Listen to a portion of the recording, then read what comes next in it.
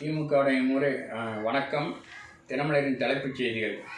திமுகவுடைய முறை காங்கிரஸ் கேட்கிறது 39 தொகுதிகள். குழுவிடம் ஆலோசிக்கிறோம் என ஸ்டாலின் பதில்.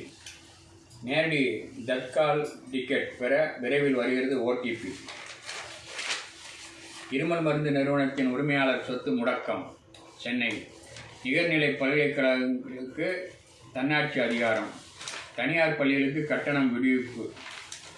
கவுந்தம்பாடி நாட்டு சர்க்கரைக்கு புவியூர் குறியீடு. திருவண்ணாமலையில் மகாதீபம். விண்ணெதிர பக்தர்கள் அரோகரா கோஷம். என் மனைவி பிள்ளைகள் கூட விஜய்க்குத்தான் ஓட்டு போடுவாங்க. காங்கிரஸ் தலைவர் வெளிப்படை. திருவண்ணாமலை கொடிக்கம்பங்கள் நடு விவகாரம். உத்தரவை மீறினால் அவமதிப்பு வழக்கு. அதிகாரிகள் கட்சிகளுக்கு ஐகோர்ட் எச்சரிக்கை. முதல்வர் காப்பீட்டுத் திட்டத்தில் சிகிச்சை மறுத்தால் புகார் தெரிவிக்கலாம். சுப்பிரமணியம். அடுத்த ஆண்டு டிஎன்பிஎஸ்சி தேர்வு அட்டவணை வெளியீடு. மாற்றுத்திறனாளிகளுக்கு தேவை கருணை அல்ல உரிமை. முதல்வர். பார்களில் திடீர் சோதனை நடத்த டாஸ்மாக் நிர்வாகத்திற்கு உத்தரவு. 270 மெகாவாட் சூரிய சக்தி மின்சாரம் வாங்கும் வாரியம். பள்ளிகளில் ஆன்லைன் படிப்பு. அனுமதி தரும் விதிகளில் தளர்வு.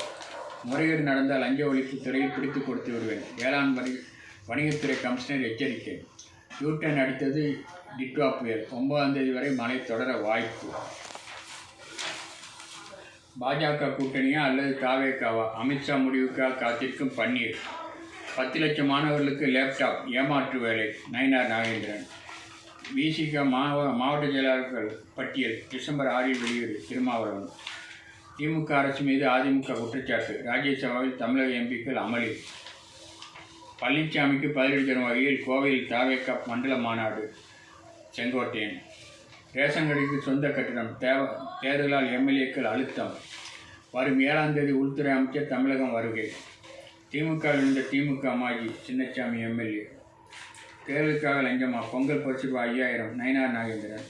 தேசிய ஜனநாயக கூட்டணி சேர யாரும் பேசவில்லை. தினகரன். சென்னை பல்கலை சீரழிப்பு. ரூபாய் 1000 கோடி ஒதுக்கணும். அன்புமணி. எதிர்த்து போட்டியிட்டால் விஜய் என்ன ஆவார்? வானதி சீனிவாசன். வீடுகளுக்கு புகுந்த 1127 பாம்புகள் சிக்கின. சென்னையில் செயல்படுகிறதா தமிழ் நிலம் செயலி? பட்டா விவரங்கள் கிடைப்பதில்லை.